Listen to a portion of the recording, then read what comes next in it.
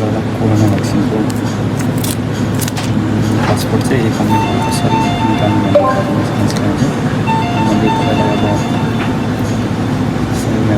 जो सर्भिस भनेको हुन्छ जानु होला गइसकेपछि तपाईँको अर्को पेज खुल्छ पेज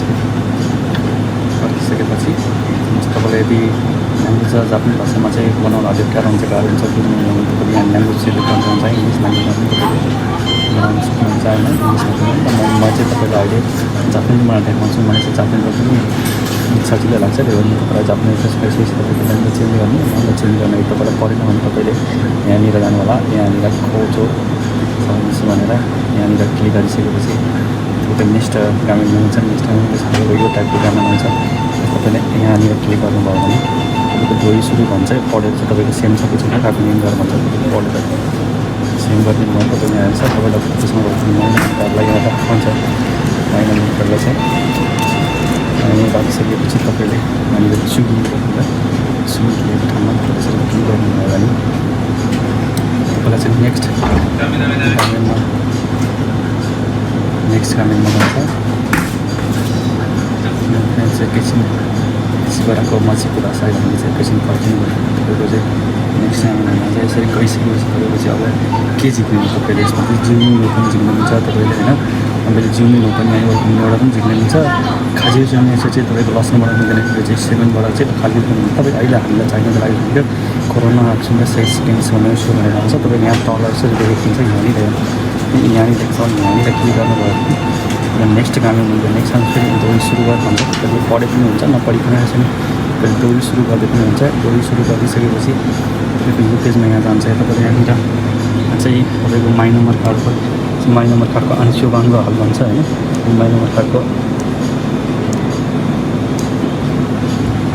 त्यसरी अंशुभाङ्ग हालिसकेपछि तपाईँको नेक्स्ट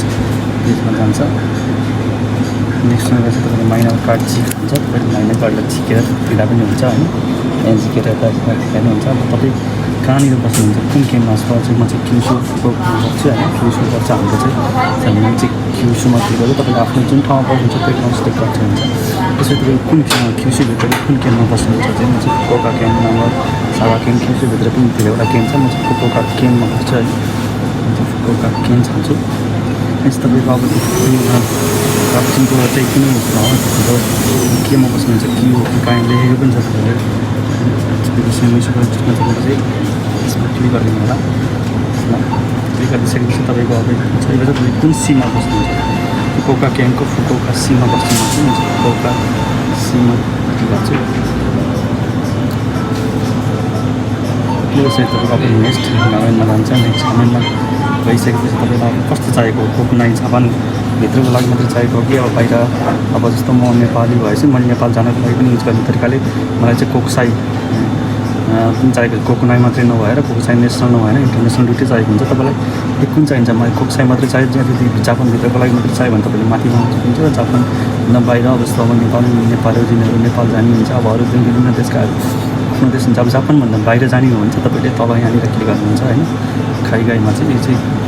खाइगाई यो भन्छ यो चाहिँ इन्टरनेसनल भन्छ यसले चाहिँ तपाईँको जापानभित्र मात्रै नभएर जस्तै नेपाल जानेलाई नेपाल अर्थात् कुनै देश जानेहरूलाई आफ्नो देशमा लागि झिक्नुहुन्छ त्यसमा चाहिँ कतिवटा झिक्न चाहनुहुन्छ तपाईँले त्यसमा मैले चाहिँ एउटा मात्रै झिक्न चाहेको यसरी तपाईँको यहाँ सेट तेइसहरू भने चाहिँ तपाईँले सेट तेइसहरूमा यसरी क्लिक गरिदिनु भयो भने तपाईँको यसरी ग्रामीण देखाउँदा तपाईँले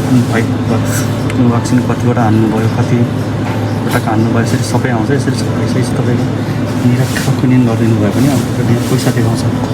कति लाग्छ भनेर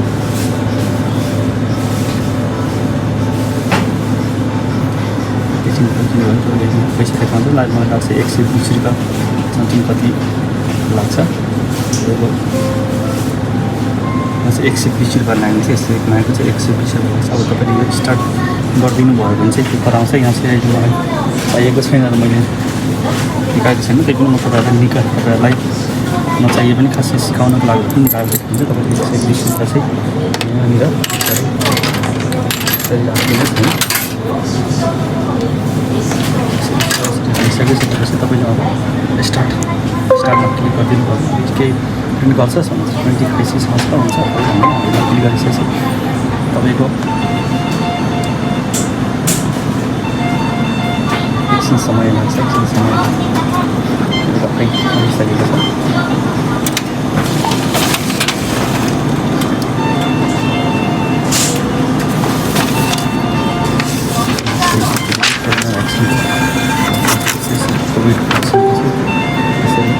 カードのお取り忘れにご注意ください。ご利用